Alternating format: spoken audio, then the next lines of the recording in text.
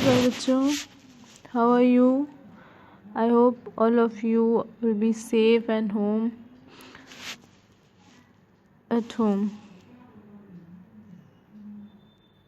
चलिए बच्चों स्टार्ट करते हैं। आज फर्दर स्टडी स्टार्ट करनी है हमें, क्योंकि हमने आज चैप्टर का आपको फर्स्ट पार्ट में थोड़ा बहुत समझा दिया था। स्टार्ट करते हैं। चलिए बच्चों स्टार्ट करते हैं। All changes in weather are caused by the sun. जितने भी चेंजेस होते हैं ये हम पढ़ा रहे हैं। ऑल चेंजेस यहाँ से स्टार्ट कर रहे हैं, क्योंकि हमने जो है शुरू का इससे पहले वाला पढ़ा दिया है। तो ऑल चेंजेस, जितने भी चेंजेस होते हैं मौसम में, वो किसकी वजह से होते हैं बच्चों? सन की वजह से होते हैं। The sun is a huge sphere, जो होता है बहुत बड़ा गोला है ऑफ अ हॉट गैस, मतलब बहुत सारी गर्म गैसों का गोला होता है, जिसे एट अ वेरी हाई यानी हाई टेम्परेचर पर जो सन है वो बहुत ज़्यादा ह्यूज एक स्फीयर है। Distance of the sun from the earth, हमसे जो डिस्टेंस है सन की वो बहुत ज़्यादा वेरी लार्ज, बहुत ज़्यादा है।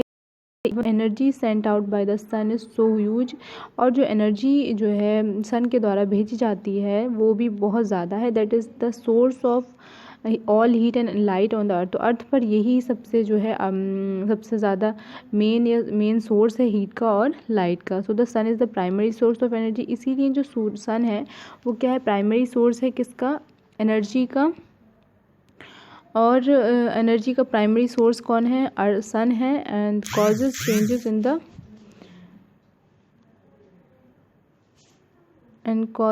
चेंजेस इन द वेदर, और मौसम में बहुत ज़्यादा चेंजेस होते हैं। इसी की वजह से energy absorb and reflected by the, जो भी अर्थ की जो सरफेस है, ओशियंस हैं, उसके और जो एटमॉस्फेयर उसके द्वारा जो भी एनर्जी एब्जॉर्ब की जाएगी, जो भी रिफ्लेक्ट की जाएगी इन सब चीज़ों की, वो जो है इम्पोर्टेंट रोल प्ले करती है किसी भी जगह के मौसम के को डिटरमाइन करने में। यानी किसका मौसम कैसा है कौन डिटरमाइन करेगा? जो सन जो है वो जो भी एनर्जी भेजता है, तो अर्थ की सरफेस है, एटमॉस्फेयर है, ये सब डिसाइड करते हैं।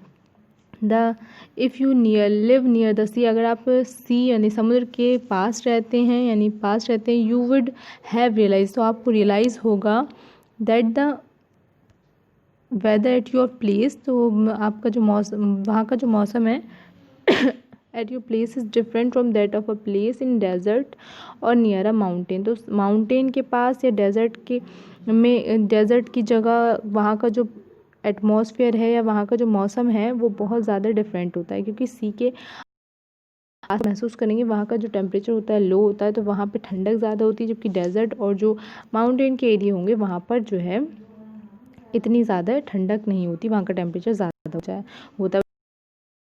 ये बता, तो अब स्टार्ट कर 7.2 यानी व्हाट इज़ द क्लाइमेट, क्या होता है? Meteorologist record the weather every day. Meteorologist कौन होते हैं बच्चों? वो होते हैं वो साइंटिस्ट जो मौसम यानी कि वेदर के बारे में हर दिन की रिपोर्ट्स रखते हैं, रिकॉर्ड रखते हैं, वो मेट्रोलॉजिस्ट होते हैं। The records of weather have been preserved, जो रिकॉर्ड्स होता है ना मौसम का, वो बहुत फॉर लास्ट सेवरल 10 सालों, मतलब 10 साल जो होते हैं, डेकेड्स जो होते हैं, डेकेड्स मतलब 10 सालों का डेकेड बनता है, वहाँ तक का जो है वो प्रिजर्व करके रखते हैं मेट्रोलॉजिस्ट। ये हेल्प करता है डिटरमाइन द वेदर, मतलब किसी भी एक प्लेस की वेदर को डिटरमाइन करता है। The average weather pattern taken over long time say 25 years is called the climate of the place.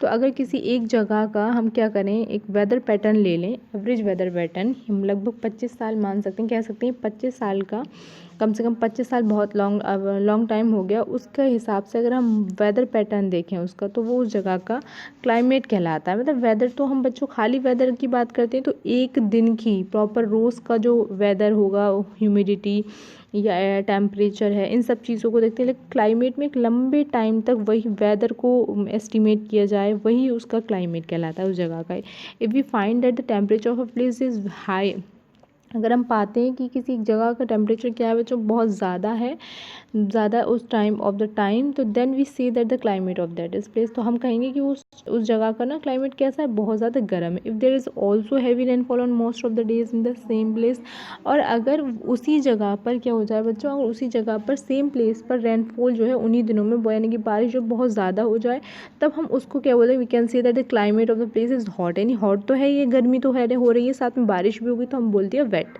Hot and wait. अब हम टेबल 7.2 आपको नीचे दे रखी है बच्चों, उसमें हम तो 7.2 और 7.3 में किस इंडिया में 2 प्लेसेस हैं, वहाँ पर क्लाइमेटिक कंडीशन दे रखी है। जो यहाँ पर क्या दे रखा है कि यहाँ पर मीन टेम्परेचर यानी कि गिवन एक दिए हुए मंथ में, जैसे आपको जैन से लेकर दिसंबर तक के मंथ्स दे रखे हैं, उन मंथ्स में क्या दे रखा है आपको मीन टेम्परेचर दे रखा है। और वो हम कैसे निकालेंगे, 2 स्टेप में निकालेंगे। फर्स्ट वी सबसे पहले हम फाइंड करेंगे क्या जो ड्यूरिंग मंथ यानी उस मंथ का रिकॉर्डेड टेम्परेचर है उसका एवरेज, और second we calculate the average of such average temperature over many years. और फिर जितने भी महीने आए ना सच एवरेज टेम्परेचर यानी कि ओवर मैनी ईयर्स, तो इस तरीके से जितने भी महीने आए उनका ईयर वाइज क्या निकालेंगे, मीन निकालेंगे। तो बहुत इसी तरीके से बहुत सारे ईयर्स का मीन निकाल लेंगे, है ना। और इस तरीके से हम दैट गिव्स मीन टेम्परेचर, इस तरीके से हमें मीन टेम्परेचर मिल जाएगा। द 2 प्लेसेस आर जैसे दे रखे श्रीनगर इन जम्मू, नहीं जम्मू और कश्मीर में जो है श्रीनगर, और केरला में त्रिवेंद्रपुरम। अब आपको समझ में ये जो बात बताई है ना मैंने 2 स्टेप में कैसे, ये मैं आपको बहुत अच्छे से डिटेल समझाऊंगी। नीचे देखिए पहले जम्मू और कश्मीर दे रखा है, इसमें बच्चों कैसे क्लाइमेटिक कंडीशन दे रखी है कि मिनिमम भी रखा है मैक्सिमम दे रखा है। तो बच्चों जैसे जैन का 2.3 मिनिमम टेम्परेचर और डेली मैक्सिमम ज़्यादा से ज़्यादा वहाँ पर दिन में ना 4.7 टेम्परेचर रहेगा और कम से कम -2.3 है, रेनफॉल इतनी है। इस तरीके से ना सबका दे रखा है। तो अब इन्होंने ये दे दिया कि रेनफॉल ये दे रखा है, ये दे रखा है।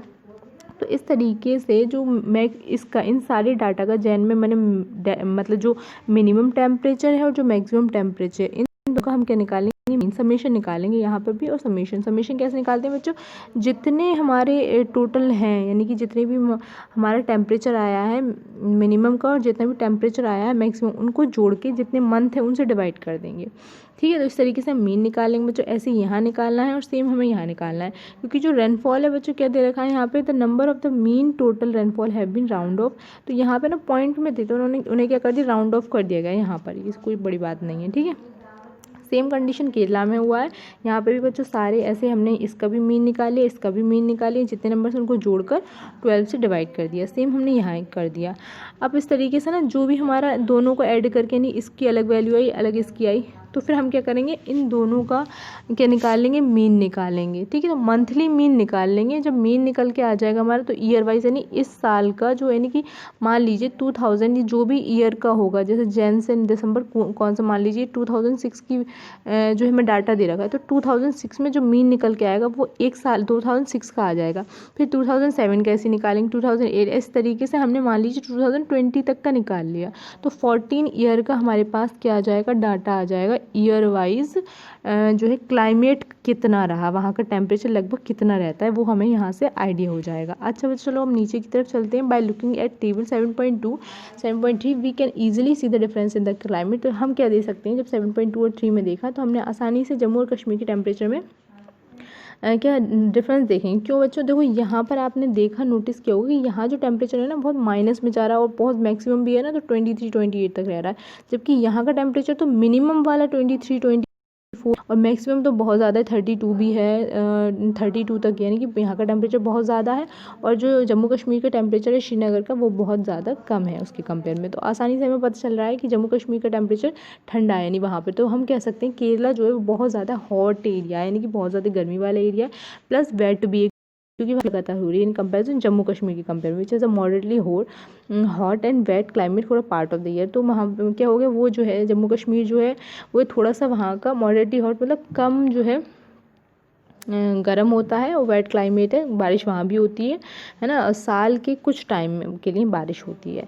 Similar data for the western region of India. India के वेस्टर्न रीजन में आप देखेंगे कि जैसे राजस्थान है वेस्टर्न रीजन में आता है, will show that the temperature is high. वहाँ पर टेम्परेचर हाई रहेगा। कहाँ पर, जिस साल के कुछ महीनों के दौरान तो बहुत ज़्यादा गर्मी होती है बट ड्यूरिंग विंटर, लेकिन जाड़ों में क्या होता है कि जो लास्ट के कुछ मंथ होते हैं ना, last only for few months, कुछ मंथ के लिए टेम्परेचर क्वाइट लो, थोड़ा बहुत लो हो जाता है। This region receives a very little rainfall. इसी वजह से जब बारिश टेम्परेचर लो ही नहीं हो पा रहा तो रेनफॉल भी कम होगी, बारिश भी कम होगी। This is typical desert area. इसी को इस टाइप के मतलब अगर बारिश हो ही नहीं रही है और हॉट क्लाइमेट है तो उसको हम बोलेंगे इस टाइप को बोलेंगे टिपिकल डेजर्ट क्लाइमेट बोलेंगे, और ये बहुत ज़्यादा हॉट और ड्राई होगा। जबकि अब हम नॉर्थ ईस्टर्न इंडिया रिसीव करेंगे तो वहाँ पर रेन जो होती है वहाँ ज़्यादा होती है थोड़ी बहुत, पूरा मेजर पार्ट ऑफ ईयर, यानी कि साल के बहुत सारे महीनों में हम कह सकते हैं रेन होती है। इसीलिए we can say that climate of the north north east ये वहाँ का मौसम जो होता है वेट यानी गीला रहता है, क्योंकि वहाँ पर रेनफॉल होती है, रेन होती है। आगे क्लाइमेट एंड एडेप्टेशंस। क्लाइमेट क्या होता है बच्चों? Climate has a profound effect, यानी कि जितने क्लाइमेट एक तरीके से जितने भी लिविंग ऑर्गेनिज्म हैं उन पर बहुत ज़्यादा इफेक्ट डालता है। एनिमल्स जो हैं अडेप्टेड होते हैं to tolerate the all condition in which they live, यानी कि जो एनिमल्स हैं वो क्या करते हैं, जहाँ वो रहते हैं वहाँ की कंडीशंस को अपने लिए सर्वाइव करने के लिए अडेप्ट करते हैं, यानी अपने लिए रहने के हिसाब से बना लेते हैं। एनिमल्स लिविंग, अगर वो जानवर बहुत ज़्यादा ठंड में रहे हैं, हॉट यानी गर्मी वाले क्लाइमेट में, तो must possess special features to protect themselves. तो उनको क्या है, अब वहाँ पर रहने के लिए क्या कुछ स्पेशल फीचर्स होंगे उनके पास जिनसे वो अपने आप को प्रोटेक्ट करेंगे। जैसे बहुत ज़्यादा गर्मी है या बहुत ज़्यादा हीट है तो उससे प्रोटेक्ट करने के लिए उनके पास अपने पास स्पेशल फीचर्स होते हैं जानवरों के पास।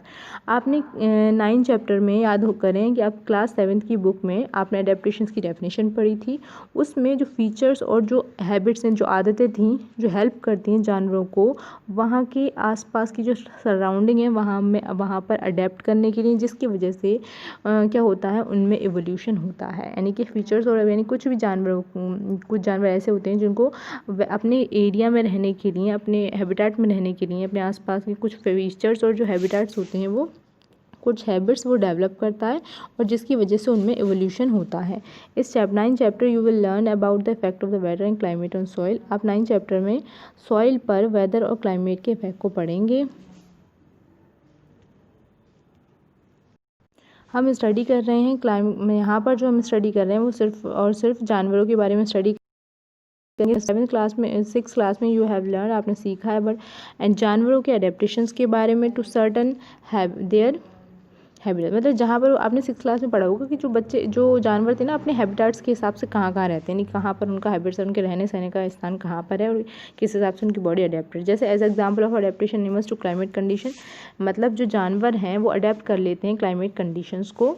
We discuss only animals living in a polar region, और यहाँ पर जो हम सिर्फ डिस्कस कर रहे हैं केवल उन जानवरों के बारे में जो पोलर रीजन्स पर रहते हैं और जो ट्रॉपिकल रेन फॉरेस्ट में रहते हैं। एज अ नेम सजेस्ट, जैसे नाम सजेस्ट है, जो polar region are situate near, देखिए पोलर रीजन कहाँ होंगे, जहाँ पर आपने देखा होगा अर्थ जो होती है ना, मान लीजिए ये अर्थ है तो ये अर्थ पे जो ये वाले एरिया होते हैं, ये नॉर्थ पोल और साउथ पोल, ये जो 2 पोल्स नज़र आ रहे हैं तो यही पोल्स होते हैं। यहाँ पर ना बच्चों जो भी जानवर रहेंगे, है ना, अभी हम एनिमल्स के बारे में बात करें तो जो एनिमल्स रहेंगे नॉर्थ और साउथ पोल पर वो जो है वही यही पोलर रीजन है, ये और ये जो है पोलर रीजन आएगा। इसमें नॉर्थ पोलर रीजन होगा और साउथ पोलर रीजन होगा। सम वेल नोन कंट्रीज आप कुछ जानते हैं, कुछ वेल नोन कंट्रीज़ हैं बिलोंग टू द जो पोलर रीजन पर रहती हैं, जैसे कनाडा है, ग्रीनलैंड है, आइसलैंड है, नॉर्वे, स्वीडन, फाइनलैंड, अलास्का, ये सब यूएसए में आती हैं। और साइबेरिया रीजन और रशिया में जो है साइबेरियन रीजन है, जो कि ऐसी कंट्रीज़ हैं जो कि आपके पोलर रीजन पर आती हैं। और कुछ एग्जांपल कुछ कंट्रीज़ ऐसी दे रखी हैं जो ट्रॉपिकल रेन फॉरेस्ट जहाँ पर पाया जाता है, जैसे इंडिया है, Malaysia, Indonesia, Brazil,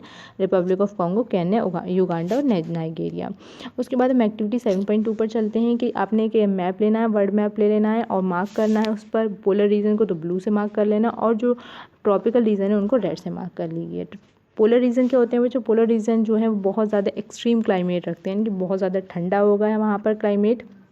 these region are covered with the snow, यानी कि यहाँ पे जो रीजन होता है यहाँ पे जो या तो बहुत ज़्यादा गर्मी होगी या बहुत ज़्यादा यानी एक्सट्रीम होगा जो भी कुछ होगा, है ना, चाहे ठंड हो चाहे गर्मी हो। तो ऐसे रीजन जो होते हैं बच्चों कवर कर लेते हैं विद, मतलब ऐसा रीजन जो होते हैं अपने आप को स्नो बर्फ़ से ढक लेते हैं। और यहाँ पर बहुत ज़्यादा ठंड होती है फॉर मोस्ट ऑफ पूरे साल के ज़्यादातर पार्ट में। यहाँ पर आपको मतलब 12 महीने तो उसमें मोस्ट ऑफ आपको क्या मिलेगी, ठंड देखने को मिलेगी। 6 मंथ्स यहाँ पर सन डज नॉट सेट, यहाँ छुपता ही नहीं है। And the poles while for the other 6 months the sun does not rise, और अगले 6 महीने तक सूरज निकलता ही नहीं है। इन द विंटर्स में क्या होता है, temperature can be low, temperature -37 degree centigrade होता है, यानी कि बहुत ज़्यादा लो हो जाता है। एनिमल्स लिविंग अब ऐसे टेम्परेचर में नॉर्मल जो जानवर एनिमल्स हैं वो तो रह नहीं पाएंगे क्योंकि बहुत ज़्यादा ठंड पड़ेगी तो मर जाएंगे। लेकिन वहाँ के जो जानवर हैं, जो एनिमल्स हैं, वो अपने आप को इस तरीके से अडेप्टेड कर लेते हैं कि वहाँ की कंडीशन में वो खुद ब खुद एडजस्ट हो जाते हैं। तो animals living were adapted to the these severe condition, तो वहाँ की जो कंडीशंस हैं वो उसको अडेप्ट कर लेते हैं। लेट अस सी हाउ, हम देखेंगे कि किस तरीके से वो अडेप्ट करते हैं। जो भी जिस तरीके से यहाँ पर एग्जाम्पल दे रखा है पोलर बियर को और पेंगुइन्स। तो आपसे पूछा जाए कि पोलर रीजन्स पर कोई दो एनिमल बताएंगे तो आप क्या बताएंगे, पोलर बियर्स एंड पेंगुइन्स। तो पोलर बियर्स जो होते हैं वो वाइट कलर के होते हैं, वाइट फर होता है उनके ऊपर जो रोएं होते हैं ना, so they are not easily visible. तो वो वहाँ पे स्नोई जो होते हैं नहीं बर्फ़ वाले वाइट बैकग्राउंड में वो आसानी से दिखाई नहीं, क्योंकि वाइट बर्फ़ होगी और वाइट ही फर उनके होते हैं पूरी बॉडी पर, तो वो आसानी से दिखाई नहीं देते। इट प्रोटेक्ट देम, वो प्रोटेक्ट करते हैं खुद को किससे, देयर प्रीडेटर्स, मतलब अपने जो वो होते हैं ना प्रीडेटर्स।